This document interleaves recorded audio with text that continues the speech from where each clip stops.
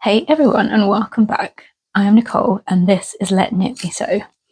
I'm here with a Friday Sews catch-up video today, which is the hashtag started off by Jen from Today in Jen's Sewing Room for all of the sewists on YouTube to give a weekly roundup of everything that's been going on with them. Today I am testing out this guy, which is a little clip-on microphone that I bought to see if I can do some stuff around improving the sound, because at the moment I'm just filming these on my phone and it has to kind of be a certain distance away from me to be able to see everything. So I'm trying out this microphone to see whether it does the job and makes the editing process a little bit easier without having to try and crank up the sound on these. But obviously I do apologize if there's any I don't know how sensitive it's going to be until I watch this back. So if there's any weird rustling noises when I move my arms and stuff, I apologize. It's going to be a work in progress to figure out how best it works, set up to give you the best possible viewing experience. All right, in terms of what I'm wearing, so I've got a cardigan over the top, just a shop bought one because it's a bit chilly and very rainy outside at the moment, not at all pleasant. But I've got one of my Jennifer Lauren handmade gable tops on, so you can see just peeping out there. I've got the long sleeve version on in this sort of lilac-y blue grey coloured jersey that's got kind of I think it was called abstract circles or something when I bought it, but it's sort of an animal print-ish kind of effect with the white patterning on it. And I'm just wearing some shop bought jeans with it. But that is what I'm wearing today. I obviously didn't film a Friday Sews catch-up last week because I ended up being away for a bit longer than I anticipated. So I definitely didn't do any sewing and definitely didn't have any content for you. So and also didn't have time to film anything either. So I'm back after 2 weeks. And I do have some finish makes and also a little bit of fabric purchasing to share with you, and some other fun stuff and non-sewing related as well. So filming this on my lunch break from work, so let's get cracking because I've only got a limited amount of time, and I also need to eat as well because lunch is important. So I have got 2 finish makes to share. The first of them is my second Marnie Blouse, which you can see just down here peeking into shot. So it's the one I was working on last time I did a Friday Sews, but it is now finished. Apart from sewing the button on the back, which I don't know, I always feel I have to be in the mood to sew on buttons, especially it feels like a lot of effort when there's just one. The other make I have done has more than one button on it, and I managed to do that. So I don't know what's wrong with me that I can sew on 8 buttons, but I can't sew on 1. So figure that one out. This is the Marnie. She probably needs a little bit of a wash and press, but I made the same version as I did previously, in that it has pin tucks, which you can't really see super clearly because of this print.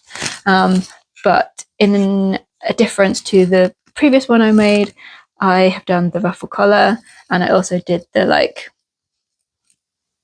sleeve shoulder ruffle, I guess you'd call it. So it's a super ruffly. I think this might be the most stereotypically feminine thing I have ever sewn, in the sort of ruffles plus print combo. But I'm really pleased with it. So you see sleeves. Again, I didn't do the pin tucks on the sleeves, they're just normal sleeves gathered into the cuff. And with the gathering at the front and the back.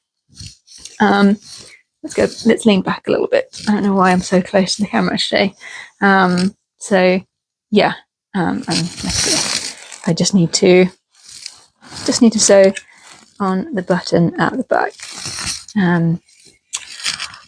But yeah, I am super happy with this. This is definitely very much like spring vibes, like I'm manifesting spring weather.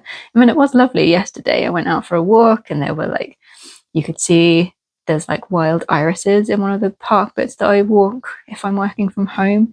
And you can see those starting to pop up. So I definitely felt very springy yesterday, and then now it's awful. So yeah, definitely spring vibes with this one. Maybe I can wear it to the Stitch Festival in a few weeks' time. You know, by the end of March, maybe be slightly more spring weather.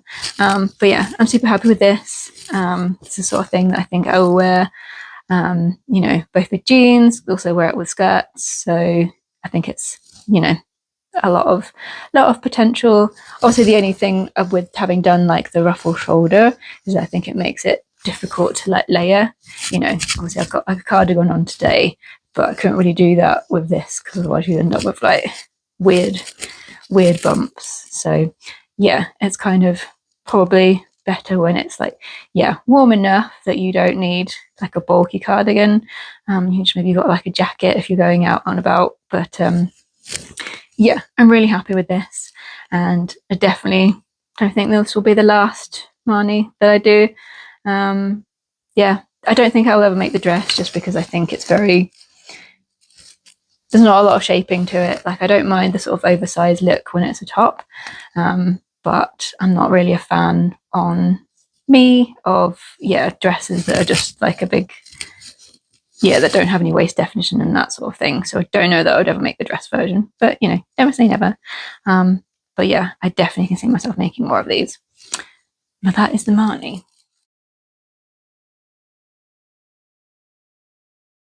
So after I had finished the Marnie, I then cut out another project that, I had been wanting, another new pattern to me that I had been wanting to try out.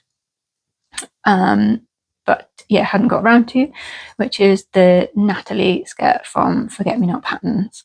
And I chose some fabric that had been in my stash for a while. I chose some fabric that had been in my stash for a while that I didn't really know what to do with. And maybe it isn't the perfect fabric for this, mostly print wise rather than like composition. But I'm glad that I've used it, and I definitely will wear it. And now I have a better idea of how this pattern fits and what I would want from like one going forward. So the Natalie skirt's got two kind of views. There's like a A-line version and a one that's more flared, and I've made the flared version.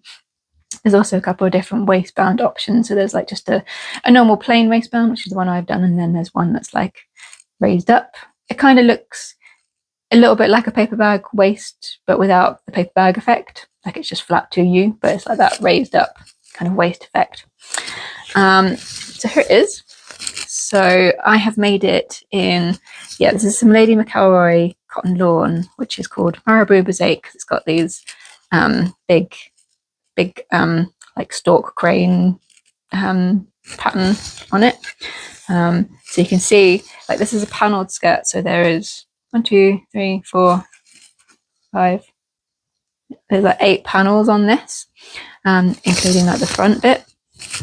So it has a very big print, so it has been obviously broken up quite a bit, but I don't think it's terrible.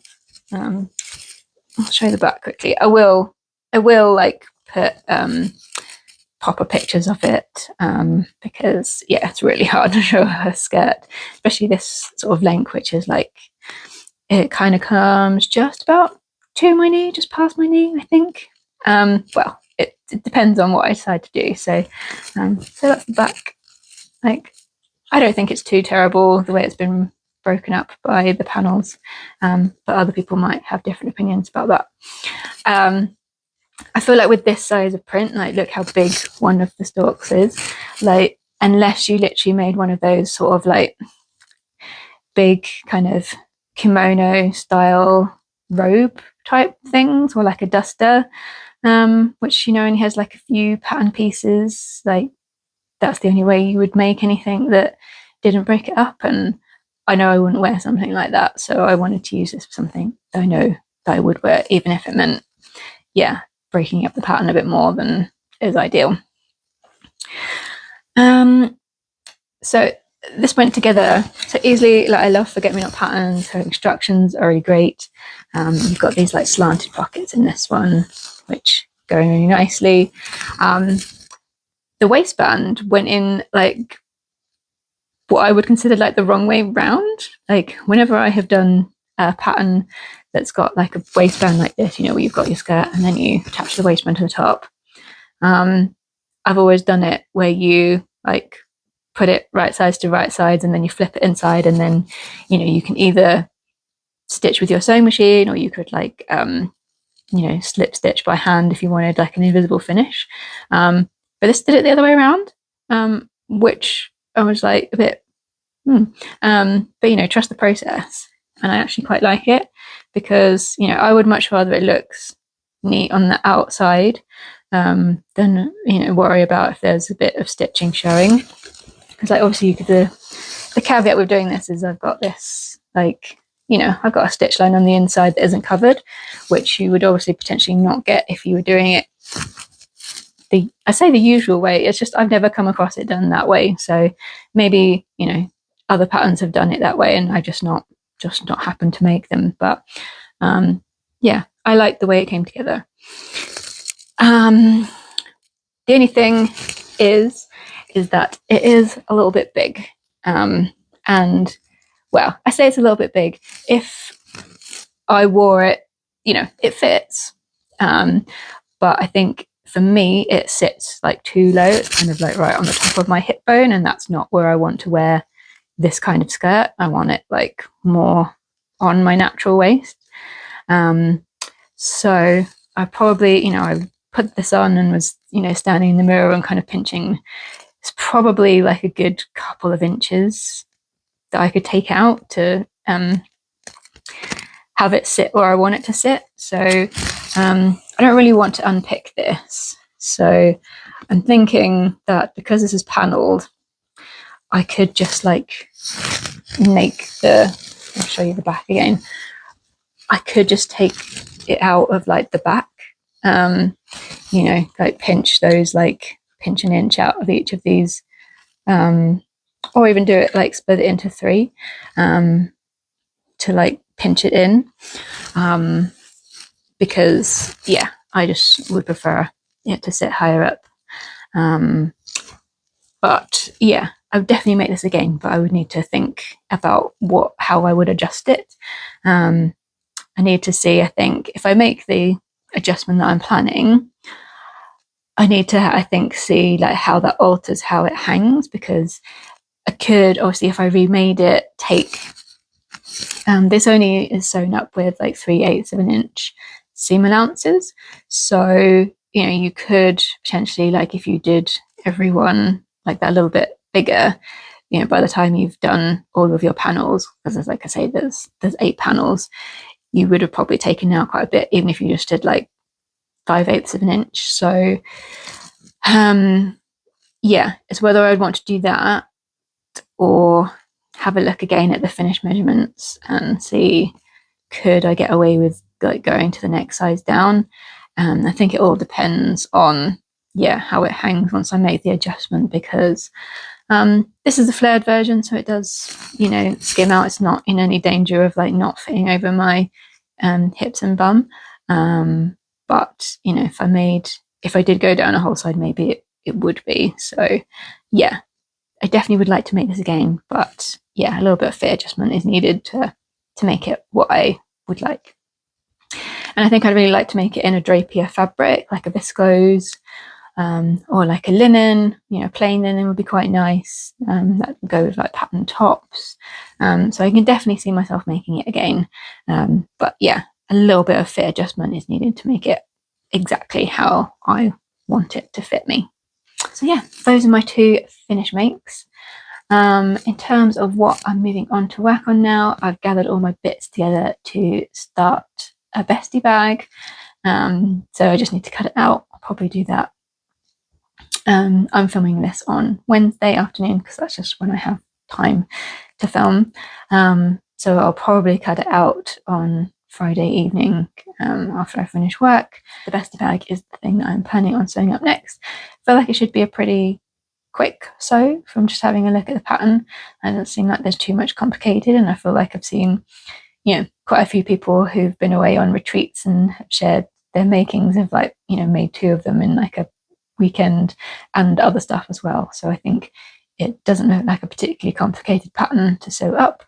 So yeah, that's what I'm planning on making next. Okay, in terms of other creative stuff, so a couple of weeks ago, Fabric Godmother had another big remnant sale. I feel like I have managed, like, they did one a while back. I think it was when I was already here, so it's still within like the last year or so.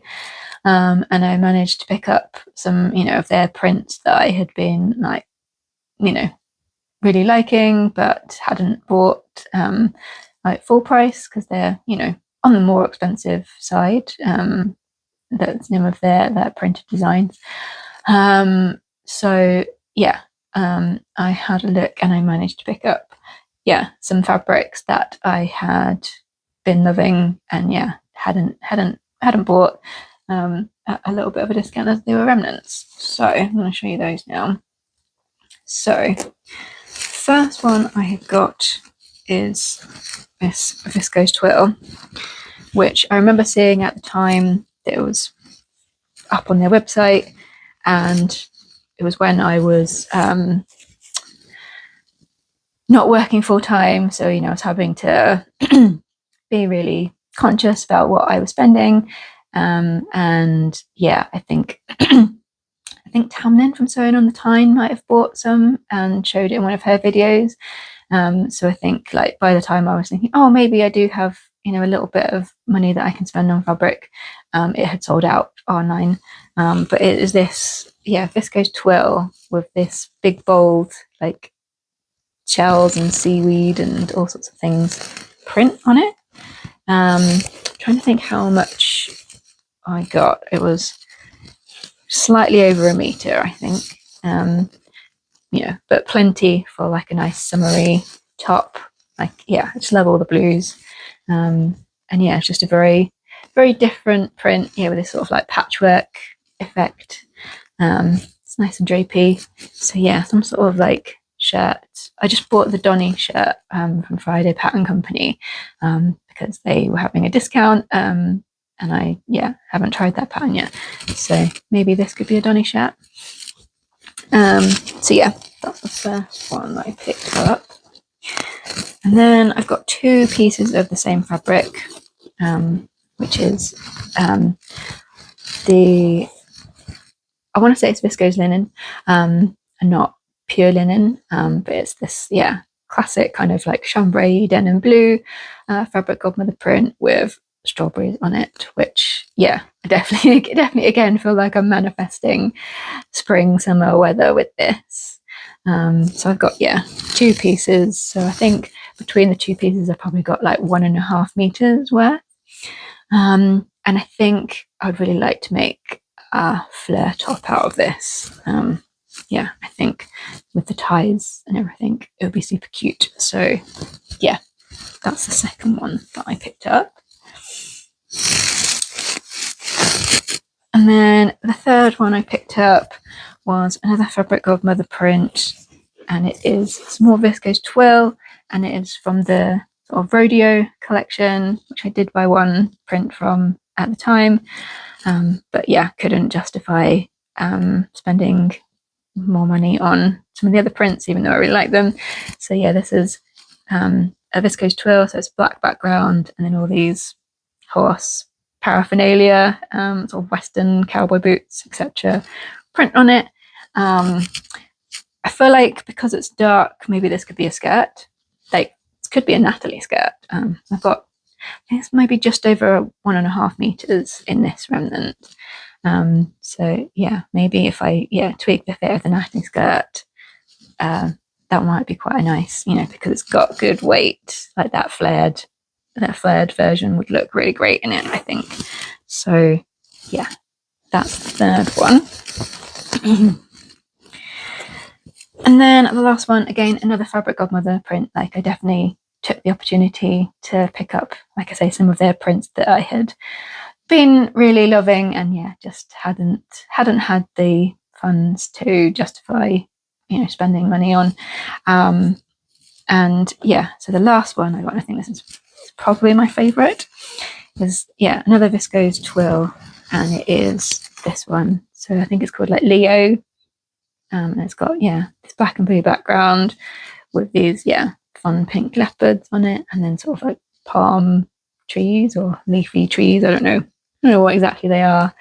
Yeah, and I've got 2 pieces of this again, and I think all in all I've probably got about 2.5 meters. So I think this needs to be a shirt dress of some description.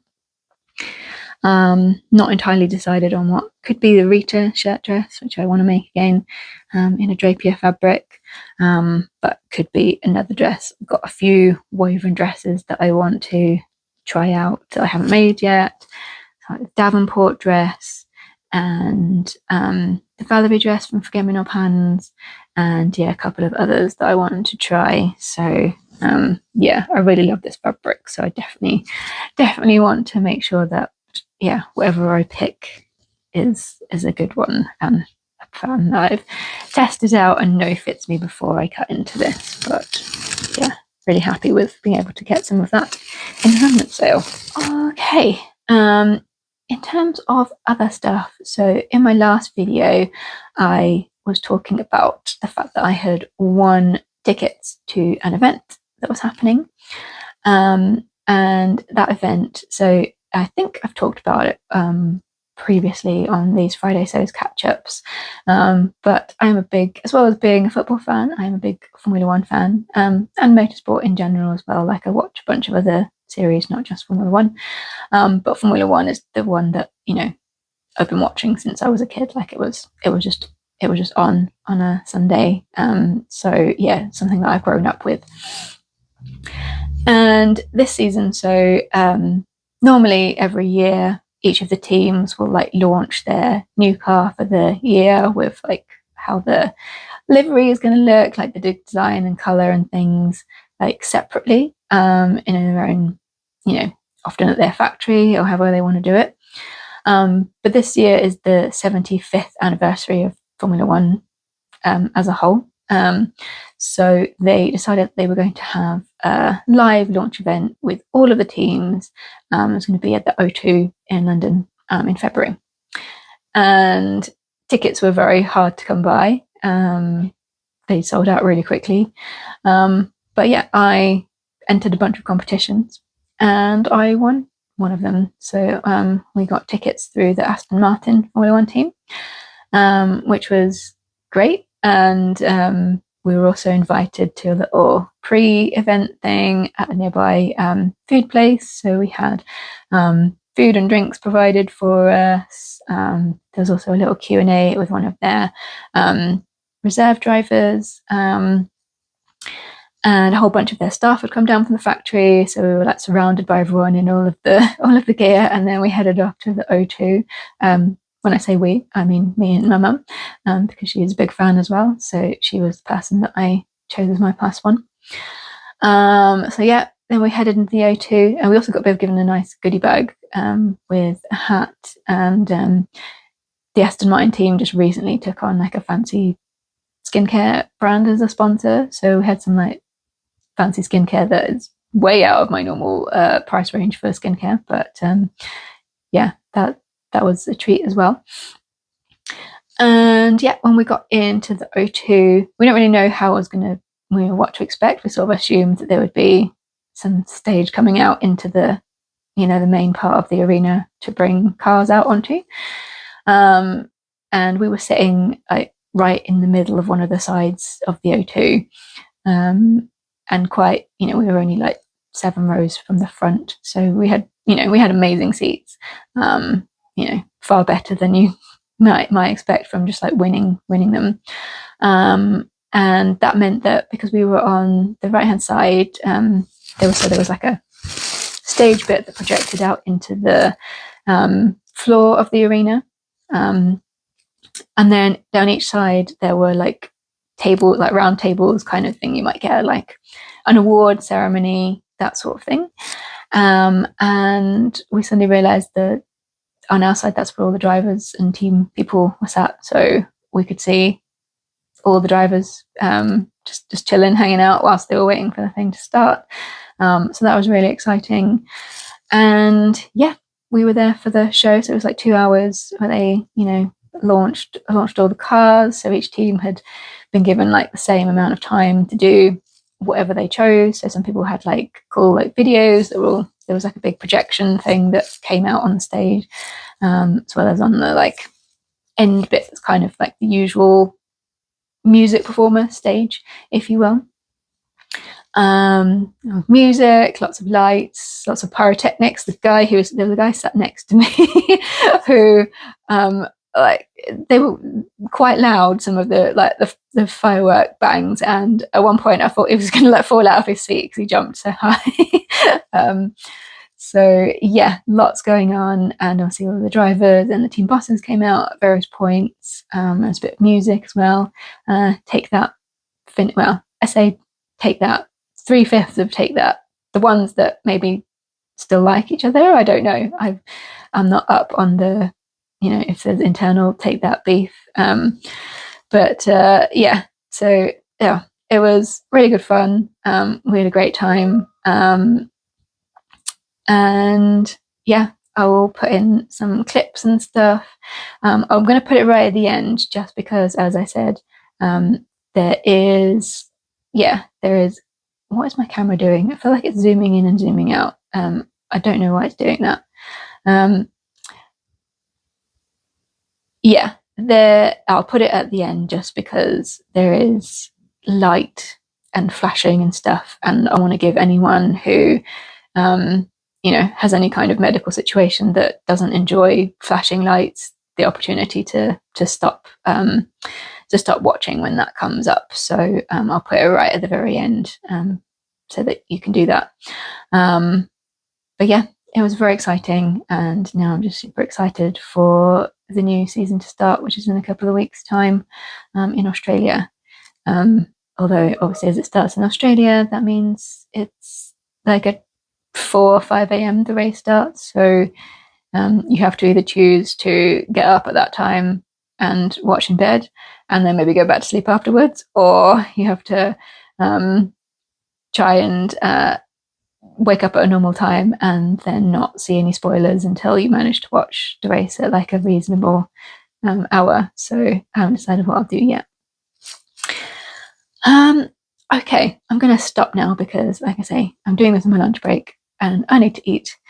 And yeah, I hope that this maybe has been a better viewing experience, although I am concerned that I've just seen that the camera seemed to be zooming in and out. I don't know whether that's the lighting or what, because I don't think anything should be moving behind me. So I don't know what it's up to. So I do apologise if the sound is better, but the picture has been like zooming in and out in a weird, creepy manner. But yeah, I'm going to leave it there. So thank you so much for watching. It would be amazing if you would give me a like and consider subscribing to my channel. But yeah, thank you so much. I hope everyone has a great weekend, or whenever you're watching this, because I know from my own experience, like I'm always trying to catch up on all of the people that I follow on YouTube and watching. So very rarely watch people's Friday shows on an actual Friday. So yeah, I hope everyone has a great week, and I will speak to you all again very soon. Bye.